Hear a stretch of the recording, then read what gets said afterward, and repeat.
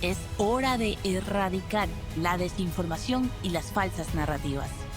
Defendemos el buen periodismo que la ciudadanía ha buscado con tanta urgencia. Defendemos la verdad con periodismo. Somos la defensa.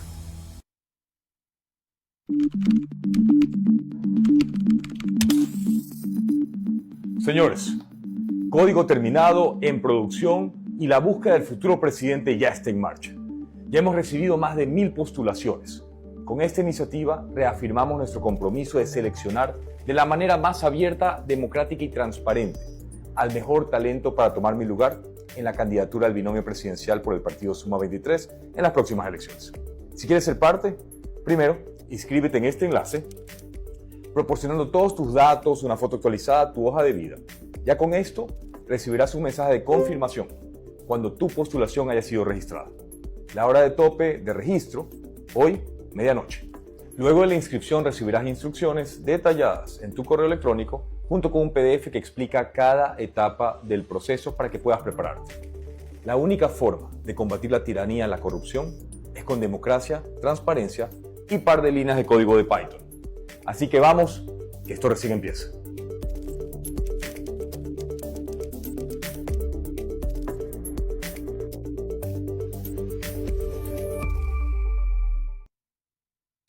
De noviembre de 2024. Vemos a Jan Topic buscando un presidente. Una cosa sin precedentes en Ecuador en realidad. Mientras un país se incendia, una asamblea le dice a su presidente que todo mal por sacar del mapa a su vicepresidenta a través de una artimaña administrativa. Y nosotros seguimos dándoles la mejor información del mundo, del mundo local ecuatoriano, con este contenido periodístico de gran valor que tienen cada día en este programa. Vamos a tener una encuesta muy breve también por Marcia Urbina, el binomio de Avanza y una entrevista interesantísima con el vicepresidente de la Asamblea Nacional, Otto Vera, quien llega a la defensa a responder sobre las denuncias que le han hecho. Así que imperdible programa. Casos de peculado, usurpación de tierras, o sea, contesta sobre la glosa de los 8 millones, todo lo van a tener aquí en este programa. Dicho esto, doy la bienvenida a mi panel querido, Marcia Urbina y Donald Díaz. Marcia. Buenas tardes, buenas noches, buenos días y buen provecho donde sea que nos estén viendo y con quien nos estén viendo. Bienvenidos a este que estamos hoy, jueves 14 de noviembre. Y recuerden que Jan Topic está buscando su futuro presidente reemplazo, Donald. Buen día a todos los defensores que ya se encuentran conectados con la señal de la defensa. Un gusto saludarlos este 14 de noviembre del 2024. Recordarles que no pueden estar en este live sin antes suscribirse, darle like y compartir para que nos ayudes a seguir creciendo. Bueno, ahí tuvimos al ex precandidato presidencial Jan Topic haciendo una convocatoria masiva democrática para demostrar que dentro de Suma hay democracia. Entonces, a todos los candidatos que estén interesados dentro de esta postulación, postularse para ver qué pasa en las próximas elecciones. Entonces, vamos sin más espera con las noticias nacionales. Noticias nacionales que empiezan con una advertencia de Leonidas Issa. Se enciende el país desde el 15 de noviembre. Bueno, habría que ver también qué capacidad de convocatoria tienen. Yo insisto, aunque Donald está ávido de cubrir las protestas, pues yo creo que van más bien a desinflarse. Hay que ver qué ocurre, porque la gente está preocupada por los apagones. ¿Qué dijo Leonidas Issa? Y luego venimos a comentar. Vamos a escuchar al candidato por Pachacutic y líder de la CONAIE. La gran unidad está convocado. Miraremos en los siguientes días sobre la predisposición del resto de las organizaciones sociales en el Ecuador. En ese sentido, seguramente todos van a tener la sensibilidad de entender el momento histórico en el que estamos viviendo los ecuatorianos. Aquí no hay agendas particulares. Todos los compañeros y compañeras que estamos enfrentando un proceso electoral no puede confundirse en la situación actual que demanda estar todos unidos. En ese sentido, con la madurez del caso, vamos a seguir construyendo esta gran unidad e invitamos a todas las organizaciones sociales del Ecuador para que podamos juntarnos en un solo propósito. ¿Y qué va a consistir entonces lo del viernes? ¿En qué va a consistir lo del viernes 15 entonces? Bueno, como un inicio de las acciones, seguramente nuestros compañeros del Frente Unitario de Trabajadores y otras organizaciones seguramente también ya convocaron. De nuestra parte también vamos a participar. Vamos a participar en las provincias que estén, en este caso, realizando acciones. En este caso, la CONAIE, por ejemplo, el Consejo de Gobierno de la CONAIE, vamos a participar en la movilización de la provincia de Cotopaxi. También hay acciones que en este momento están desarrollando en la provincia de La Suay. En este caso, se está dando la cumbre iberoamericana, en las cuales los compañeros de ese territorio también han manifestado participar en estas actividades. ¿Ustedes son parte de la contracumbre? Nosotros somos parte de la cumbre de los pueblos. Si es que se entiende como una contracumbre, pues muy bien. Pero somos parte de la cumbre de los pueblos que en este momento están levantando las voces a nivel nacional para dar a conocer las demandas que está viviendo estos territorios. Bien, ahí ustedes lo tienen. Leonidas Giza ha anunciado una cumbre de los pueblos que no es igual a contracumbre. Marcio Urbina les tendrá más de aquello en la jornada informativa del 14 de noviembre más adelante en nuestras redes sociales. Que no nos sorprenda de nuevo esta nueva sección en las próximas horas. Que no nos sorprenda. Por supuesto. Con toque de queda. Toque de queda desde el mediodía en todo el país. Van a ver. No pueden salir, amigos. Por conmoción nacional. Voten en los comentarios. Dios si creen mío. que va a haber. Habrá toque de queda. A ver, pónganlo aquí en los comentarios. Amigos, que no nos sorprenda, que no nos sorprenda. Yo quiero mandar un saludo especial a nuestros defensores que están conectadísimos con nosotros todos los días, que llegan y buscan el programa para almorzar con nosotros. Bueno, muchísimas gracias a ustedes, porque sin ustedes no somos nadie. Obviamente, recomienda este programa a tu familia para que también se suscriba a nuestro canal. Bien, ¿qué pasó con Verónica Abad? Esta nota la voy a leer gracias a Álvaro Martín Espinosa, que nos dejó ya escrito todo el resumen de lo que ocurrió ayer en la Asamblea. Lo vamos a ver muy rapidito. La Asamblea Nacional, con 86 votos a favor y 27 en contra del oficialismo, aprobó una resolución propuesta por la legisladora Lucía Pozo, que desconoce la suspensión de 150 sin sueldo impuesta por el 150 días, está mal escrito aquí, sin sueldo es impuesta por el Ministerio de Trabajo a la vicepresidenta Verónica Abad.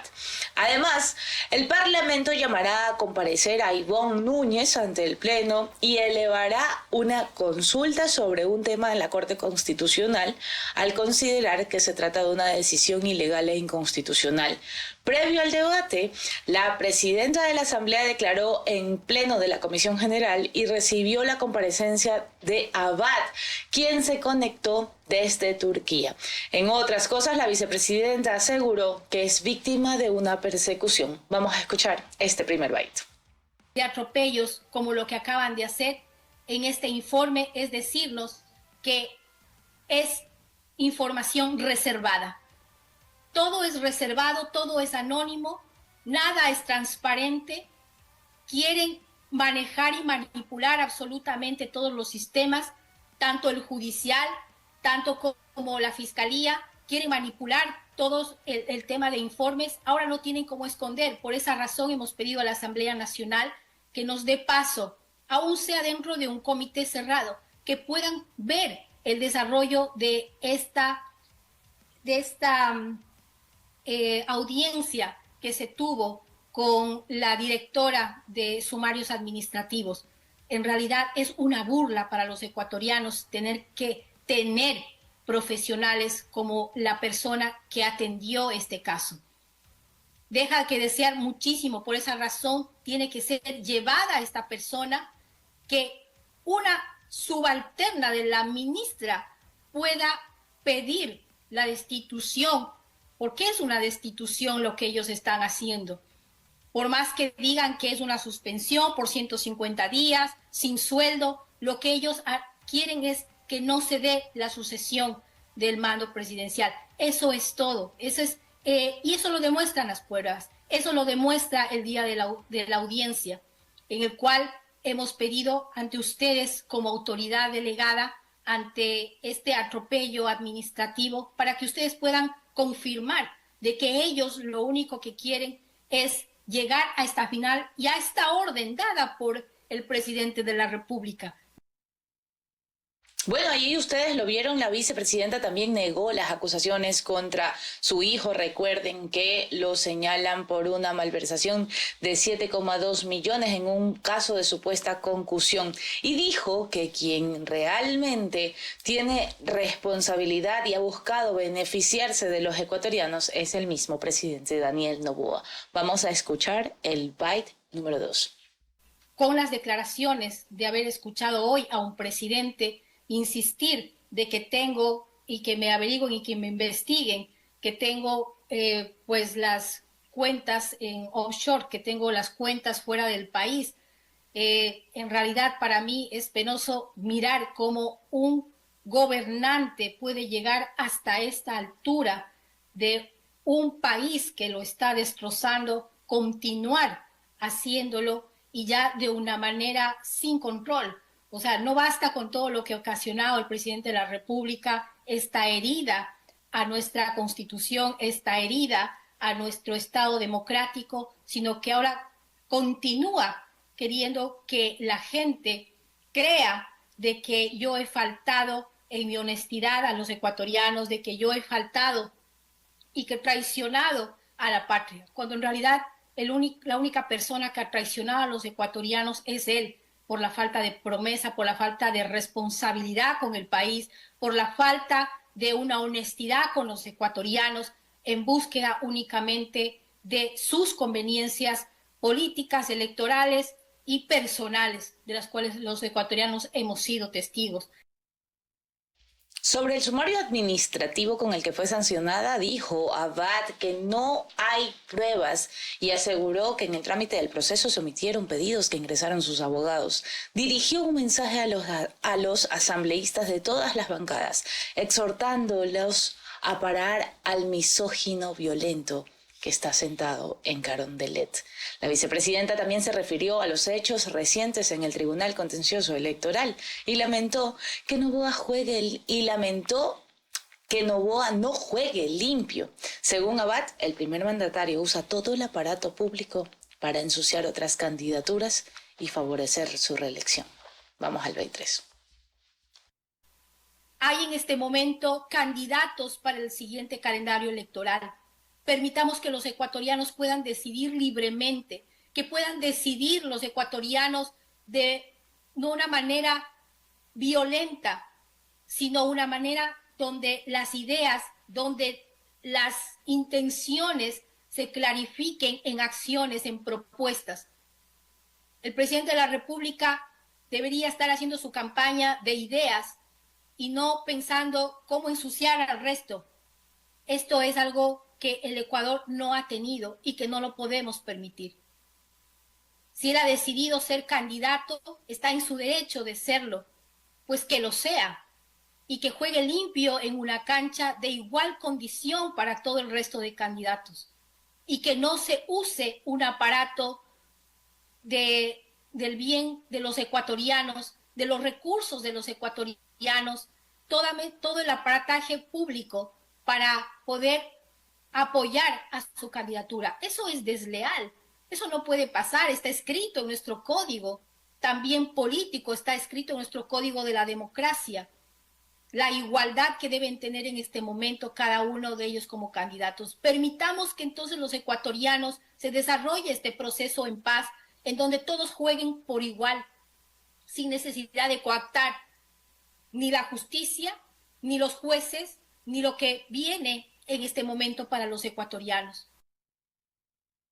Bien, ahí ustedes escucharon a la vicepresidenta y desde el oficialismo, por supuesto, Valentina Centeno señala a la vicepresidenta de mantener pactos con el correísmo y de tener una insaciable sed de poder. También el Ministerio de Gobierno salió a hablar. Marcio Urbina les va a mostrar el comunicado.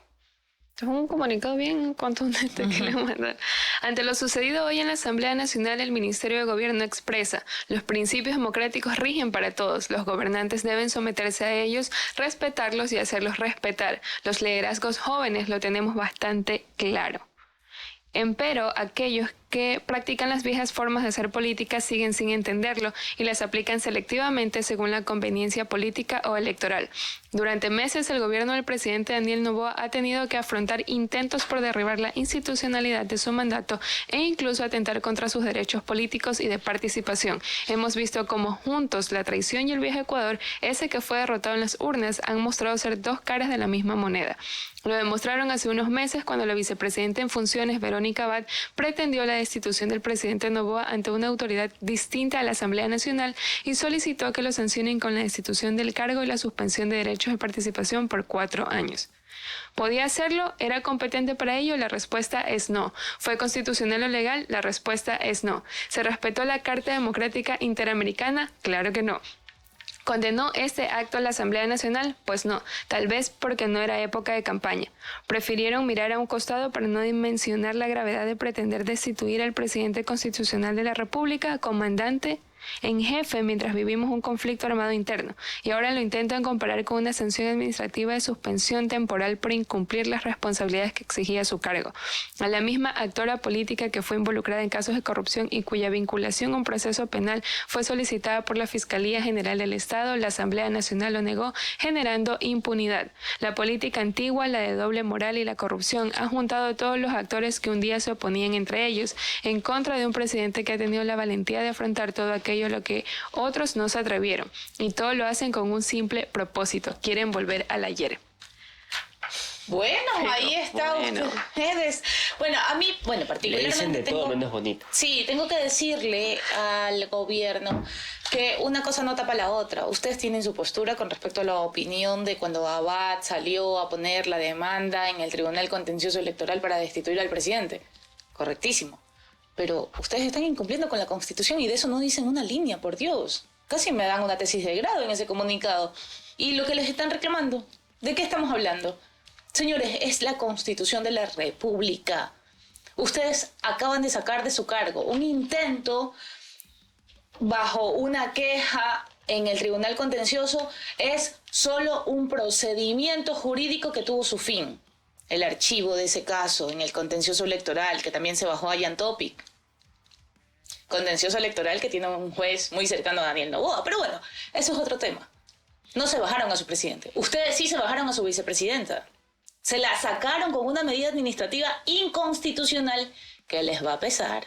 Les va a pesar porque hablamos con el vicepresidente de la Asamblea y ya ustedes escucharán lo que dirá al respecto. Así que, ¿de qué estamos hablando, señores? La verborragia, la narrativa, el dimi direte del discurso, todo bien. Pero ¿qué responden ante la notable falta de respeto a la Constitución de la República? Eso es todo. Eso es todo. Saludos a nuestros defensores, don Alias. Así es. Bueno, creo que a este gobierno se le subió un poquito el poder a la cabeza y se olvidaron que el poder es efímero y es fugaz. Y tampoco van a estar mucho tiempo dentro de las sillas de mando. Bueno, y entonces a recapacitar sobre estas decisiones. Y queremos mandarle un saludo a todos nuestros defensores que ya se encuentran conectados con la señal de la defensa. Un gusto saludarlos una mañana más, una tarde, una noche, en cualquier horario que nos estés viendo. Bueno, tú sabes que con tu like nos ayudas a seguir creciendo como el medio digital que somos. Vamos rapidito a revisar la nota de Álvaro sobre los parecidos con Glass y Abad, que me parece importantísimo que podamos revisarlo en el marco de este tema. Todo vale con tal de que Abad no reemplace al presi. Luego de que el pasado 9 de noviembre el Ministerio del Trabajo suspendiera por 150 días sin sueldo a la vicepresidenta Verónica Abad, el presidente Daniel Noboa, mediante decreto 457, designó a Zaira Moya como vicepresidenta encargada durante el tiempo que dure constitucionalmente la ausencia temporal de la vicepresidenta. Como que algo no cuadra, ¿no? Para empezar, únicamente la Asamblea Nacional puede destituir del cargo a la vicepresidenta o vicepresidente de la República de acuerdo con el artículo 129 de la Constitución. Pero antes de seguir con esta explicación, no olvides seguirnos en nuestro canal de YouTube. Además, si la ausencia temporal dura un máximo de 90 días y la sanción impuesta a Abad es de 150 días, ¿quién asumirá el cargo en ese tiempo de desfase? La explicación es más simple de lo que parece. Esa ausencia temporal, según lo establece el 146 de la Constitución, única y solamente puede durar hasta 90 días.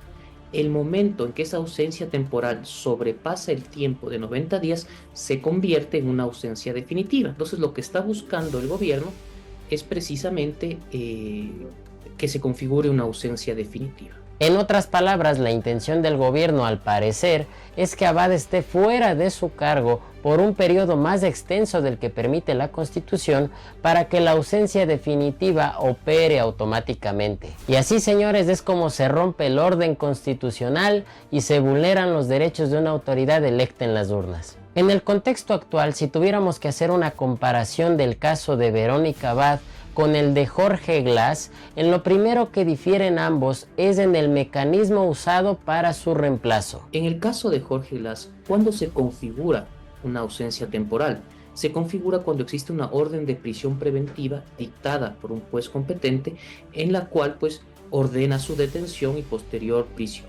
En el caso de la vicepresidenta Verónica Abad, se ha configurado de forma inconstitucional, ilegal, arbitraria y abusiva y todo lo que le puedas poner ahí, porque no es sujeto de un sumario administrativo. En lo que sí coinciden los casos de Glass y Abad es en que se convirtieron en figuras incómodas para Lenín Moreno y Daniel Noboa respectivamente. La tensión y las fricciones en ambos casos ha sido la tónica de la relación entre presidentes y vicepresidentes. En agosto de 2017, el entonces presidente Moreno retiró las funciones a Jorge Glass, argumentando que cada vez existían más indicios de corrupción contra él. Por su parte, Noboa, el 24 de noviembre de 2023, nombró a Abad como colaboradora para la paz entre Israel y Palestina. Y sí, a través de un acuerdo ministerial ajustado a conveniencia y un sumario administrativo cuestionado por múltiples voces jurídicas autorizadas en el país, es como se intenta estirar la ley para forzar la salida permanente de Abad. El gobierno ya ha intentado lograr esto por todas las vías posibles, a través de denuncias ante el Tribunal Contencioso Electoral o incluso tratando de vincular a la vicepresidenta al denominado caso Nene, que investiga un presunto delito de tráfico de influencias en el que estarían involucrados su hijo Sebastián Barreiro Abad y el supuesto asesor de la vicepresidenta Daniel Redrován. Ahora bien, nada está dicho todavía.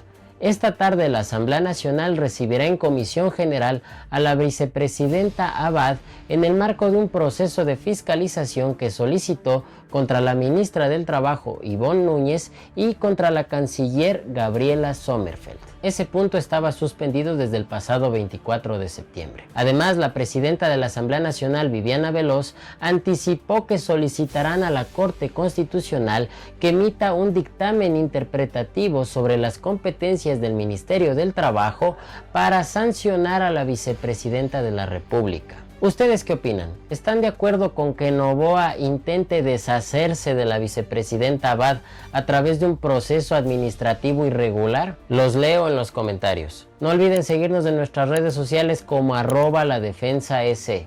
Yo soy Álvaro Espinosa y somos La Defensa. Defendemos la verdad con periodismo.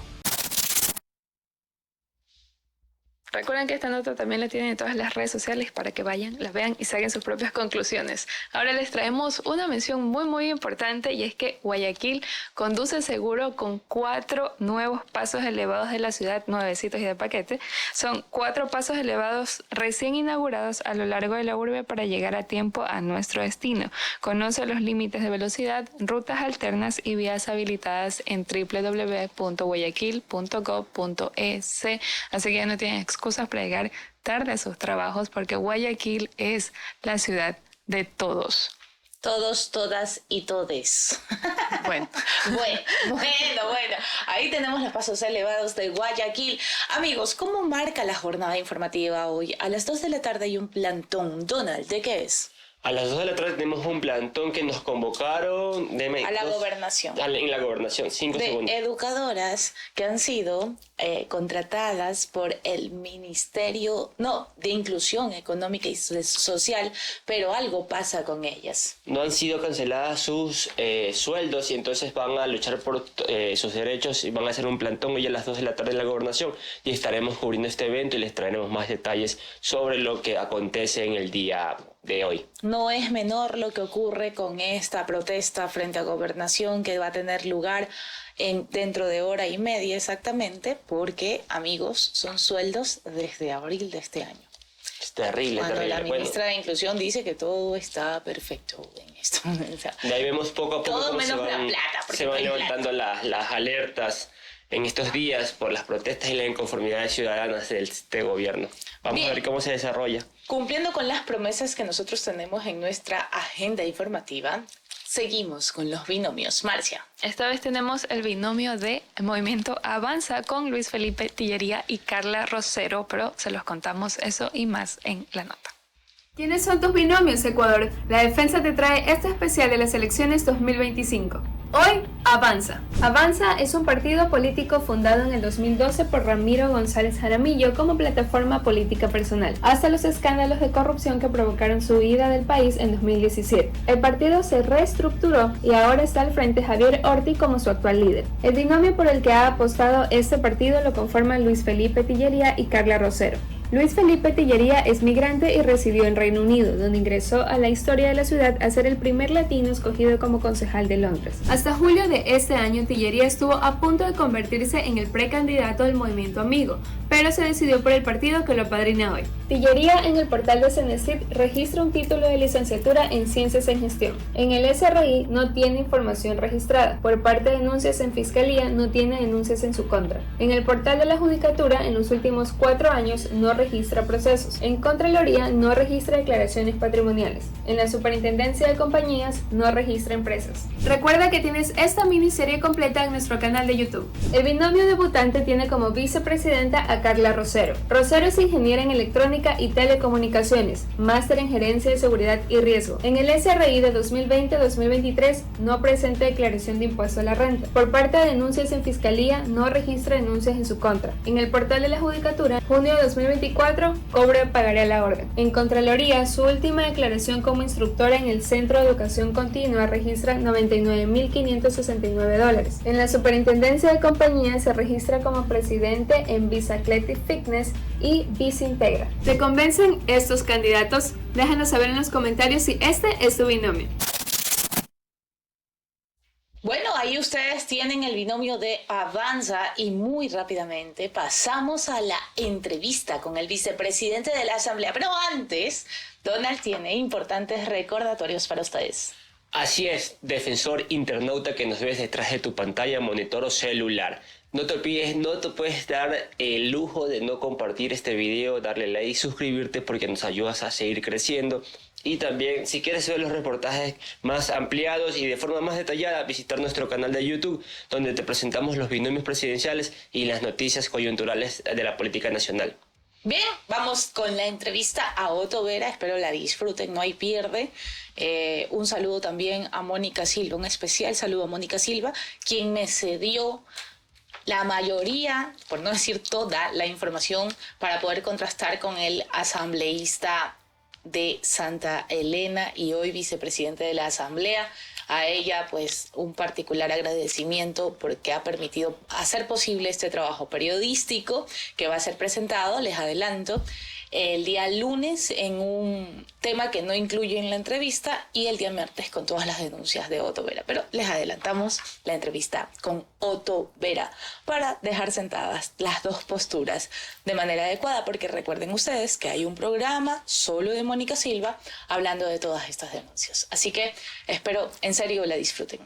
Vamos a ir rápidamente con varios temas importantísimos y uno que está de coyuntura, por supuesto, es la glosa tan sonada que le han impuesto asambleísta con respecto a esto que ahora creo que es de 8 millones y no de 9 como era al principio. ¿Qué ocurrió en ese tema? ¿Cuál es su explicación en torno a la responsabilidad Bueno, que le no hay, adjudica no hay contra una glosa como tal, no hay una glosa como tal, y me parece que en los últimos meses debe haber algún error y ya he pedido la aclaración a la Contraloría General del Estado.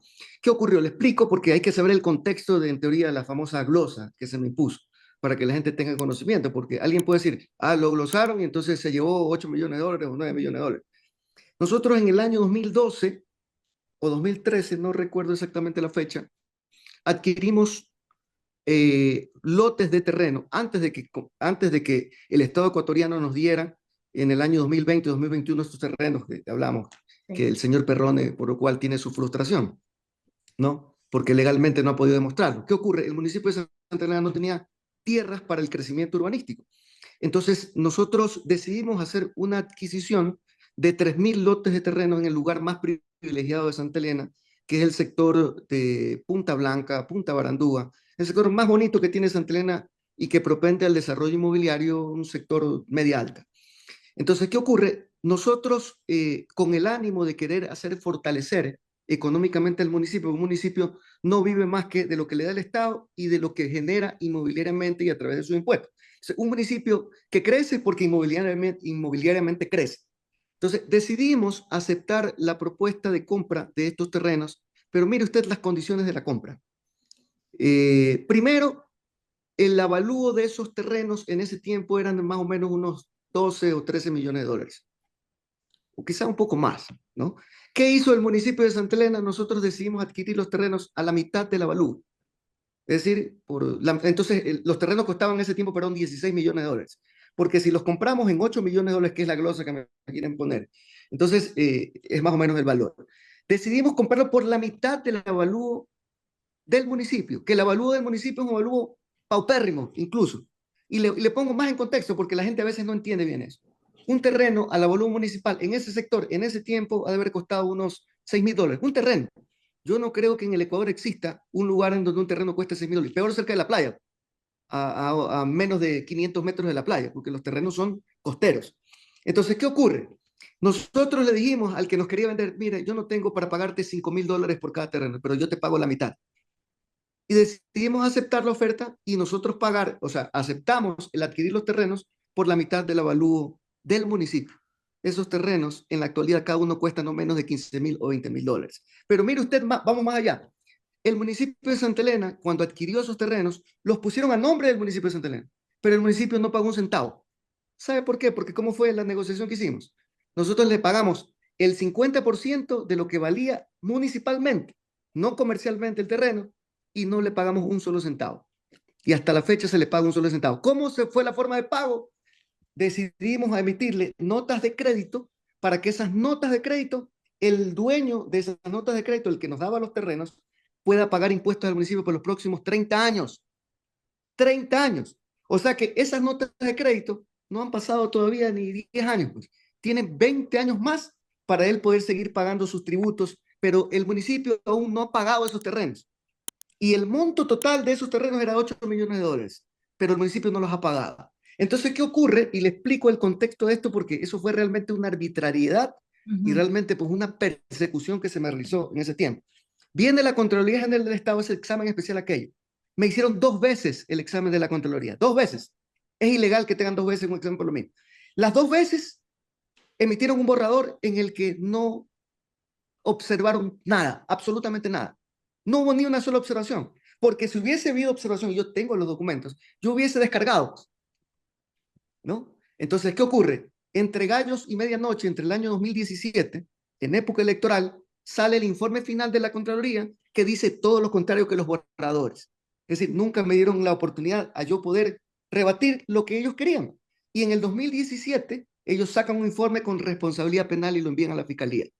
Y supuestamente que yo había causado un perjuicio al municipio de Santa Elena por 8 millones de dólares. Primero, ilógico, nunca se pagaron los 8 millones de dólares. En esa fecha, peor, no se había pagado absolutamente nada. El municipio es dueño del patrimonio porque no es que quedaron hipotecados los terrenos. Los terrenos son del municipio.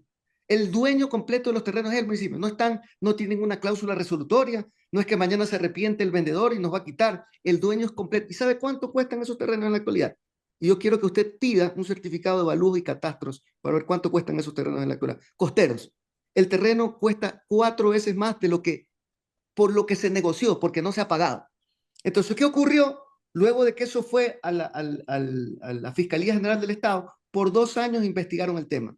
Nunca pudieron demostrar que yo había causado un perjuicio de un solo centavo al municipio de San. Más bien el municipio ahorita es millonario porque tiene un patrimonio sobre el cual ya están trabajando, ya están construyendo ciudades, las están vendiendo y van a recuperar cuando ya se hagan casas y cosas por el estilo, seguramente 10 veces más de lo que ni siquiera se terminará de pagar cuando esas ciudadelas estén construidas. Pero lo hicieron políticamente. ¿Pero qué ocurrió? La Fiscalía, después de 2 años, no encontró ningún evento, archivó la causa y luego pasó a la Corte Provincial de Justicia y se archivó. Nunca hubo ningún tipo de apelación, pero la Contraloría decía que yo tenía que pagar 8 millones de dólares. Entonces, no existe una glosa cuando no hay una causa penal y eso lo dice la misma Contraloría del Estado.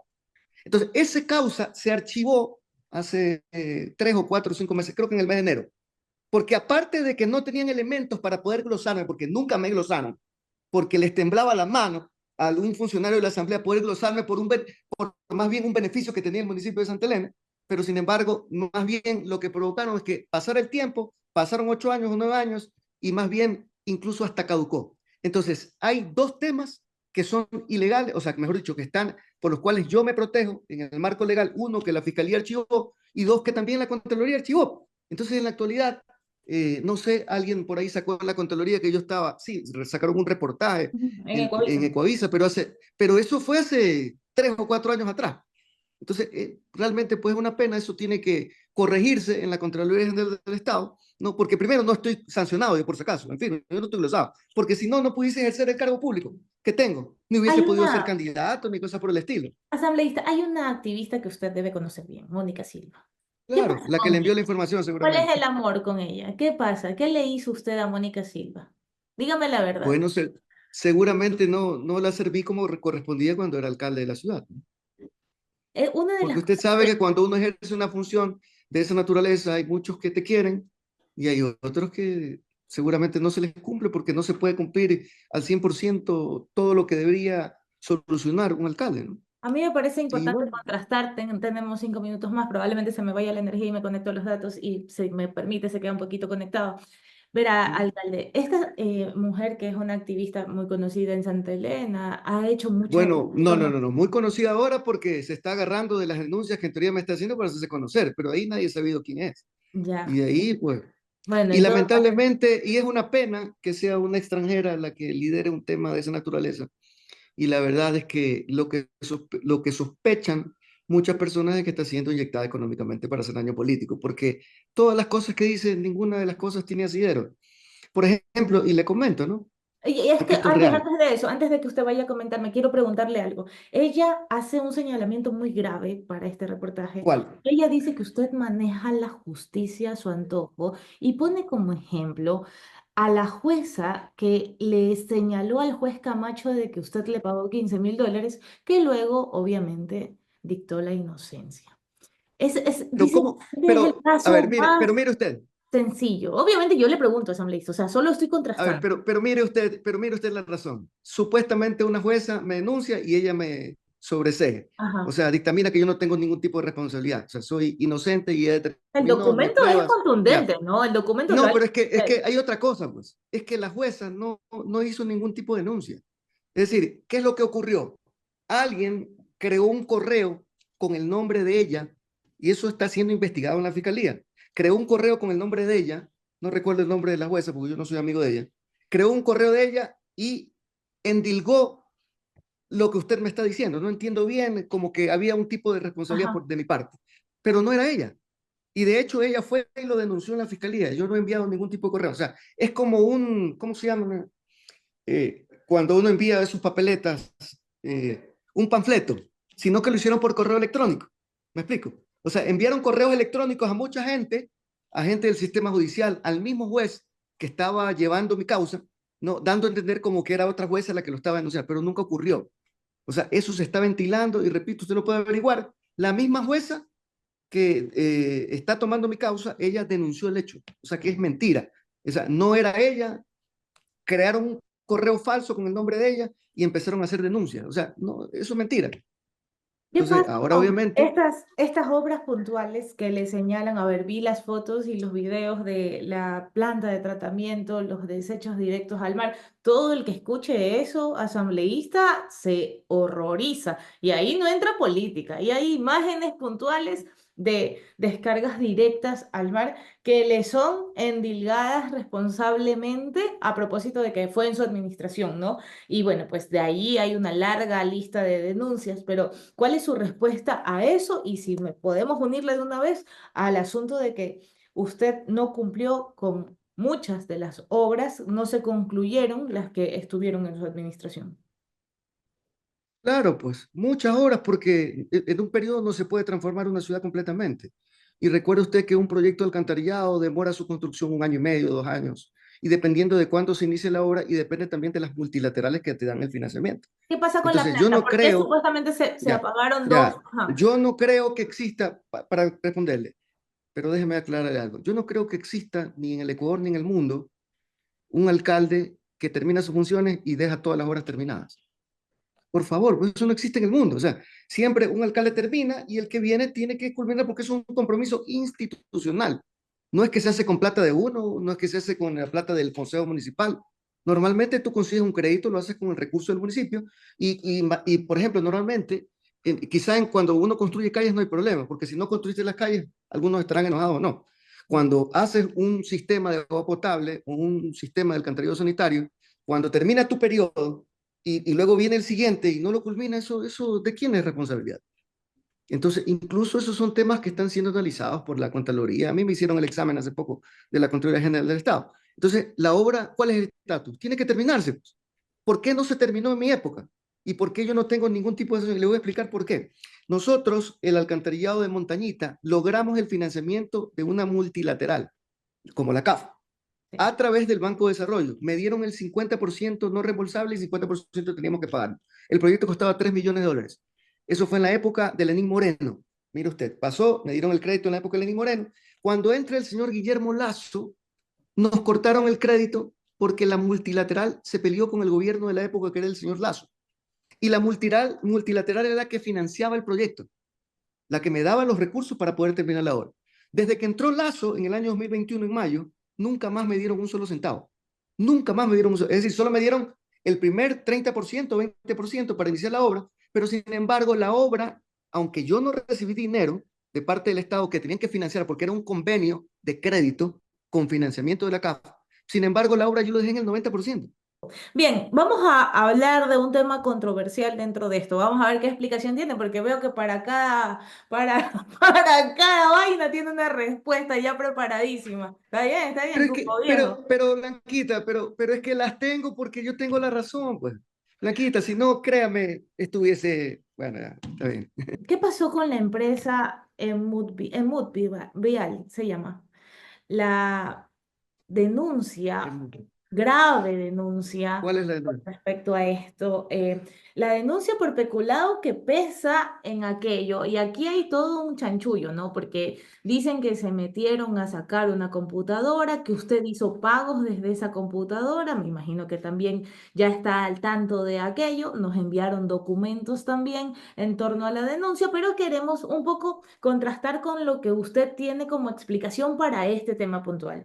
Básicamente se señala a su equipo de trabajo de entonces de haber sacado una computadora de la compañía y empezar a hacer pagos a los contratistas que ya no debían hacerse. Son 2 millones por concepto de anticipo que se entregaron a contratos supuestamente ficticios. Yo quiero saber si usted coincide con esta mirada, qué es lo que ocurrió allí puntualmente y obviamente aquí... Bueno, pero un Blanquita, tiene que segundito. averiguar bien ese tema. Ajá, sí, el escandaloso caso de la supuesta computadora borrada que le estaba mencionando. A Robada, ver, Blanquita, digamos. a ver, yo pienso que ahí debería averiguarse un poco mejor. Ujú. Mire usted que yo jamás he sido llamado para ese tema, para comparecer en nada. Primero porque la empresa municipal de vías que la creamos en mi administración hace, no sé, pues hace unos 14 años atrás, tenía autonomía, porque ahí hay un gerente nombrado por un directorio que es el ejecutivo de la empresa. Entonces, mire usted que si existía algún tipo de denuncia, quien tenía que afrontar algún caso negativo o equivocado o algún caso de corrupción era el gerente de la época, ¿no? A mí nunca me han llamado por eso. No sé si me han nombrado, pero a mí jamás la Fiscalía ni la Contraloría para nada me ha llamado a mí en particular, como Otto era ex alcalde de Santa Elena, para comparecer y dar versión sobre aquello. Pero más sin embargo, como está dentro del gobierno municipal y es una de las empresas del municipio de Santa Elena, de luego que averigüé sobre qué se trataba el tema, ¿no? Y en teoría, pues, se habían dado, nosotros dimos anticipo, nosotros contratamos. ¿Para qué creamos nosotros la empresa municipal de vías? Para no tener que contratar a la empresa privada, sabiendo que en mi administración se compraron plantas de asfalto, equipos de asfalto. Es decir, prácticamente en ese periodo en que yo estuve como alcalde, el asfaltado de las vías se la hizo por administración propia, prácticamente. Yo no tuve que contratar a ninguna empresa privada, sino que a quien contrataba, a mi empresa de vías. E hicimos el asfaltado vial más contundente de los últimos 15 años que se ha hecho en Santa Elena. Entonces, obviamente que nosotros contratábamos a la empresa Emuvial y teníamos como normalmente ocurría darle un anticipo. Y dimos muchos anticipos, pero eso ya fue auditado por la Contraloría. Y hasta que yo supe, y eso estoy hablando de por lo menos unos meses atrás, ¿no? No sé, o quizá un año atrás, ese tema ya fue, o sea, aparte de que tuvo la observación de la Contraloría, eso ya fue archivado por la Fiscalía, entiendo, pero a mí nunca me han llamado por aquello. O sea, obviamente si no me llaman, no necesito averiguar mucho de qué se trata. Claro, Pero en tal caso es un tema de absoluta responsabilidad de quien gerenciaba. ¿Qué hacía yo? Yo como municipio era más bien la entidad contratante. Yo era el que contrataba. Le daba el recurso, el anticipo, y él tenía que construir y devengar. Si no cumplieron, bueno, pues entonces que caiga todo el peso de la ley. Pero entiendo que ese tema ya fue cerrado por la Fiscalía. Por lo menos a mí en particular, le digo con honestidad, nunca me han llamado a dar una sola versión por ese caso. Y si no me han llamado es porque obviamente no hay ningún elemento para sospechar en que si hay algún tipo de ilícito, que no lo hay, entiendo, porque no hay ningún tipo de sanción, ni económica, peor penal, a ninguno de los funcionarios de la época, ¿no? Obviamente, pues, entiendo que uno cuando ocupa la función pública, el que no está conforme con su gestión te denuncia, ¿no? Y te dice cualquier cosa. Y en mi caso en particular, a mí me han hecho 1000 denuncias, por eso quizá esta señora decía que yo manejo la justicia en Santa Elena, y sería en el Ecuador, ¿no? Y le cuento un caso particular, por lo cual escucho que ella también me endilga que por qué a mí me archivan los casos que van a indagación previa, y que tengo 30 casos que el año pasado, no el año pasado, sino en el año, o no sé si fue el año pasado, archivaron cerca de 30 investigaciones previas que me realizaron. Pero le cuento cómo en particular funcionó ese tema. A mí me hicieron una denuncia, una denuncia sobre, no sé, 30 proyectos de contratación. 30 proyectos de contratación. Una persona. Llegó a la fiscalía, ¿y qué hizo la fiscalía? Llamó a verificar la firma del denunciante. Nunca apareció, hasta ahorita aparece. Y creo que no vive aquí, y creo que tampoco existe. Pero la fiscalía nunca investigó quién fue el que denunció. Pero, ¿qué hice yo? Yo digo, bueno, pues investiguen. Por último, si fue alguien anónimo que le da miedo. Es decir, a mí que me gustan estos temas de la lucha contra el crimen organizado, y yo que soy uno de los que para mí el que denuncia debe tener siempre una protección. Digo, bueno, si el que denuncia no quiere dar la cara, se escondió, nunca fue a confirmar la firma, nunca apareció, hasta ahorita no sé quién es. El que me denunció, estoy hablando de hace unos 2 o 3 años atrás, pero me denunció por 30 casos, 30, creo que por todo lo que había contratado desde que fue alcalde, 30 proyectos. ¿Qué hizo la fiscalía? Se asustó, pues, porque era una denuncia, pero era por 30 casos. ¿Qué hizo la fiscalía? En ese caso, la fiscalía, no sé si fue la de Santa Elena o la de Guayas, pero esos 30 casos los distribuyeron en algunas fiscalías. Es decir, unos casos se quedaron en la fiscalía de Santa Elena, otros fueron a la de Manabí, otra de Guayas, otros no sé dónde. Porque son 30 casos, pues imagínense, una denuncia para abrir 30 investigaciones previas. 30 investigaciones previas. Entonces, claro. ¿Qué ocurrió? El proceso se hizo, yo nunca me negué, me llamaron a declarar. Aparte, la Contraloría General del Estado había hecho el examen especial a todos esos 30 proyectos, y los que no había hecho, la Fiscalía ordenó que se haga la investigación a través de la Contraloría General del Estado, y en todos esos 30 casos, la Contraloría General del Estado no encontró un solo elemento de juicio para poder procesarme, cosas por el estilo. Ninguno. Entonces, obviamente, la fiscalía investiga. ¿Qué hace la fiscalía? Empieza a archivar, pues. Entonces, ¿qué tanto poder tiene Otto Vera que siendo, y sobre todo que los archivan cuando era ex alcalde de Santa Elena, ¿no? ¿Qué tanto poder tiene Otto Vera para manejar la justicia de todas las cortes provinciales de las diferentes provincias? O sea, es una locura. El caso Sunshine. ¿Cuál es el caso Que Sunshine? Mónica Silva Bandera en Manglar Alto y que dice que usted entregó manglar, hectáreas a esta compañía que tiene su sede en Panamá y que bueno, todo el cuento que usted ya sabe. O sea, no me va a repetir el cuento porque ya tenemos los datos. Ya, bueno, Entonces, le doy ¿qué el pasa contexto con eso? general. ¿Qué pasa con eso Le y qué doy, responde ante eso? Porque es le importante. doy el contexto general. Ajá. Si yo hubiese hecho una venta ilegal, estuviese preso, porque esa venta, y la he averiguado bien, porque uno a veces ni se acuerda de cuántas. Oye, ¿sabe usted cuántas ventas se hacen en el municipio de Santa Elena? De tierras. O sea, el municipio, las tierras improductivas, y cualquier municipio tiene que venderlas para producirlas. Porque si un municipio no vende las tierras, están sin hacer nada. Cuando tú las vendes, aunque no construyan, primero pagan, y segundo tienen que pagar impuestos toda la vida. ¿Qué le conviene a un municipio? ¿Tener tierras improductivas o ponerlas en el aparato productivo para vendérsela a usted o a quien sea, para que no solamente pague el valor del municipio, sino que todos los años usted va a pagar sus impuestos? En el año 2012, creo que fue, o 2011, le vendimos un lote de 4 hectáreas a esta compañía Sunshine, ¿verdad? Y yo le pregunto a usted, desde esa fecha hasta la actualidad, ese tema que ha sido investigado seguramente, que ha sido auditado por la Contraloría, porque ya han pasado algunos años. Entonces, si hubiese habido algún ilícito, algún inconveniente ambiental, ¿usted no cree que yo estaría, por lo menos, procesado penalmente por haber hecho algún daño al ambiente? No, pues, inclusive esa empresa, en la actualidad, porque lo he mandado a averiguar, ¿no? Tiene hasta permisos ambientales. Entonces, que está al lado de un estero, sí está al lado de un estero, pero no es el estero. ¿Se me explica? O sea, no, entonces nadie en el mundo puede construir cerca de un estero que no afecte ambientalmente. No podría, o sea, dime tú que existe una ley que prohíba que 1 kilómetro a la redonda de un área protegida no pueda existir una propiedad. No existe, pues.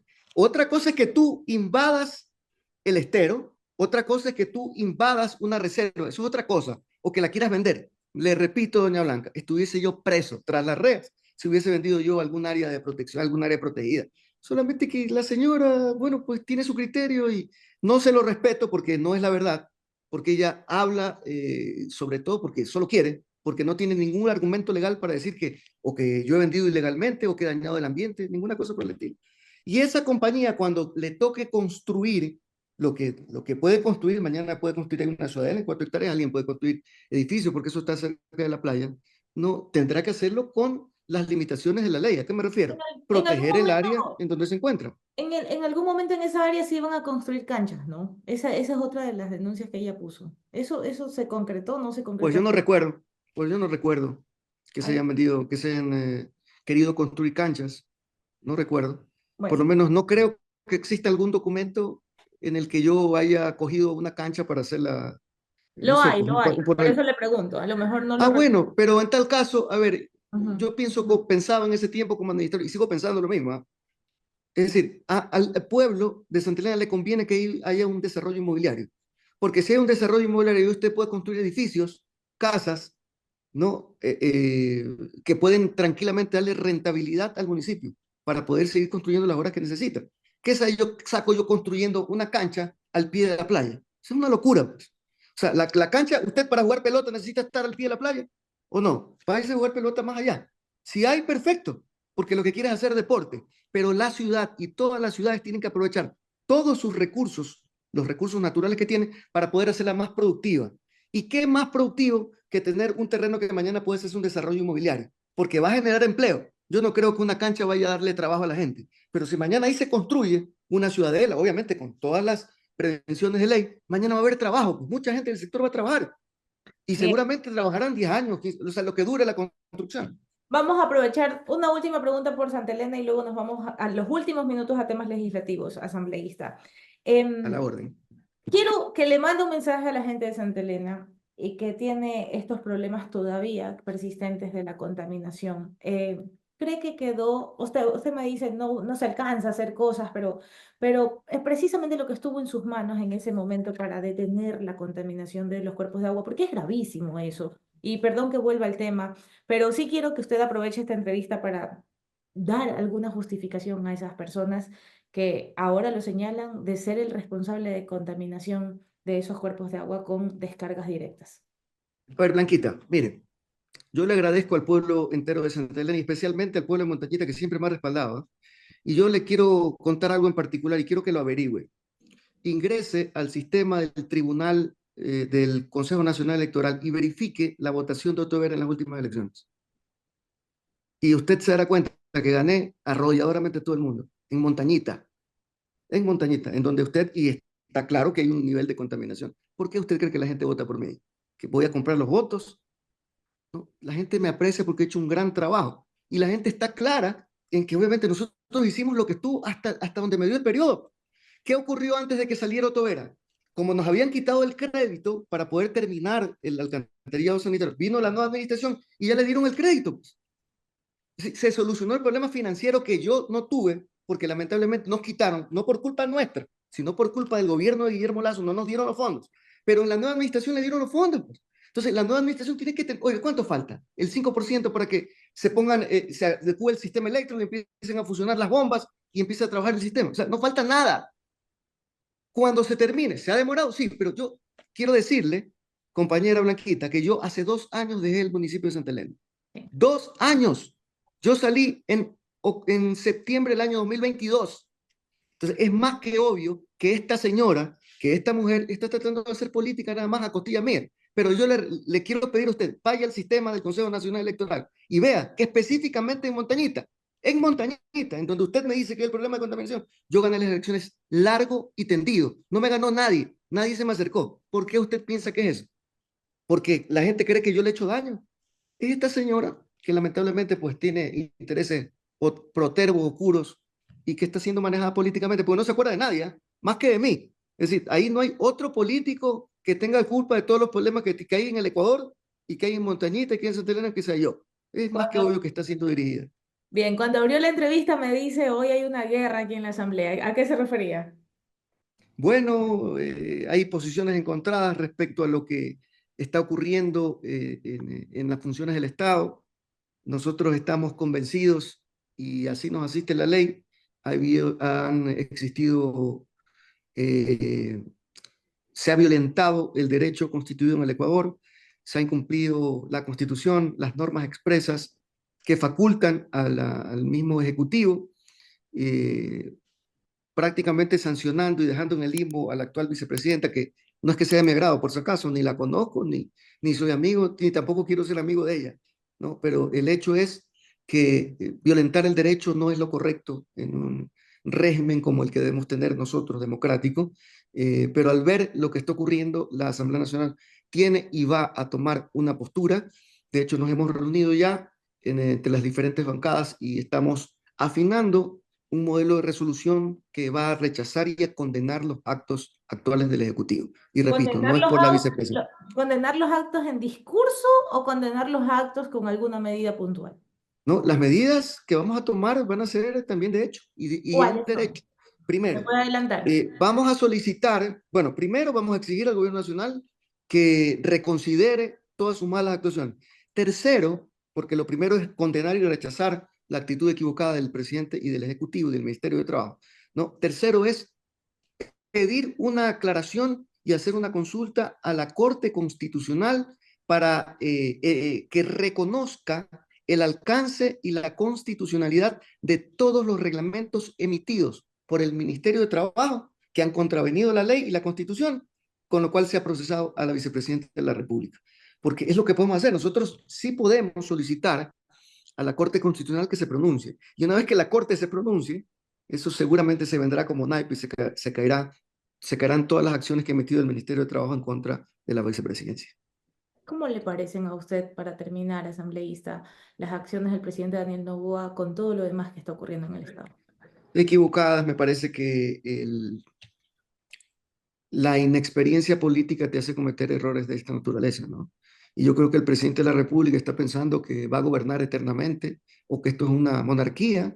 Y lo digo porque, es decir, está claro pensar que el presidente mañana va a tener consecuencias legales de esto, ¿no? Mañana que el presidente deje de ser presidente o mañana en las próximas elecciones o luego de un periodo, 2 periodos, como lo considera el pueblo ecuatoriano, esto va a traer consigo una consecuencia, incluso consecuencias penales, porque es decir, violentar la Constitución no es una cosa sencilla de asimilar, sobre todo en un país como el nuestro. O sea, eso va a tener una consecuencia y una vez que él deje sus funciones seguramente van a haber consecuencias, así como la consecuencia esta de haber tenido puestos inconvenientes diplomáticos a nivel internacional. Entonces, lo que nosotros queremos a través de la resolución que vamos a tener de parte de la Asamblea Nacional es que el presidente reconsidere. Y si no reconsidera, nosotros vamos a tomar las acciones y los caminos constitucionales que tenemos a la mano. El uno es solicitarle a la Corte que se pronuncie. Y una vez que se pronuncie la Corte, se quedará todo, ¿no? Listo. Y el acto también. El acto del nombramiento de la vicepresidencia que es descabellado, ¿no? Ah, sí, por supuesto. Bien, le agradezco muchísimo que no sea la última vez que viene a A visitar. usted, no, por favor. Venga a Guayaquil. Me encantaría, Blanquita, que me entreviste, porque usted sabe que cuando unos políticos siempre le dan duro por todos lados. Sí, pero cuando hay buenos periodistas como usted que investigan, entonces ahí da gusto, porque ahí uno puede, bueno, expresarse. Pero también la política trae estas cosas negativas y nefastas de que la gente, los intereses oscuros utilizan a personas inocentes, ¿no? Para meterse en cosas terribles, ¿no? Como las denuncias que me han hecho y de gente que no aparece, y como ahora de esta señora que es una pena, que lamentablemente, porque eso va a tener consecuencias, ¿eh? Las cosas que ella está haciendo van a tener consecuencias. Y yo soy una persona tranquila, y yo me siento tranquilo saber que no he cumplido la ley. Pero lo que está haciendo, consecuencias eso la va a va tener a consecuencias. contrademandar. Mire, yo me reservo mi defensa para cuando corresponda. Yeah. Ahora usted sabe, yo estoy en un ambiente político y yo no voy a darle oídos a usted porque es una periodista de élite y una periodista reconocida. Pero yo no voy a prestarme para contestarle a una persona que nadie sabe quién es y que ahora quiere ser reconocida a través de mis postillas. Eso no lo voy a permitir.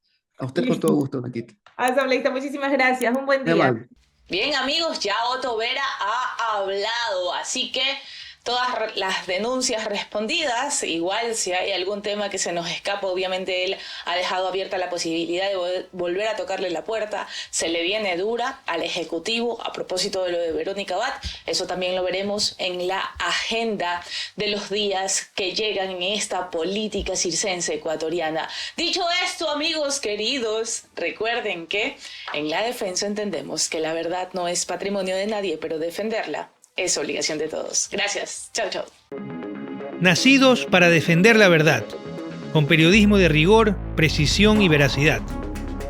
Un canal digital de análisis y crítica, con investigación de alta rigurosidad y una narrativa audiovisual moderna para llevarlos más allá de la noticia y acercarlos a la realidad. Es hora de erradicar la desinformación y las falsas narrativas. Defendemos el buen periodismo que la ciudadanía ha buscado con tanta urgencia. Defendemos la verdad con periodismo. Somos La Defensa.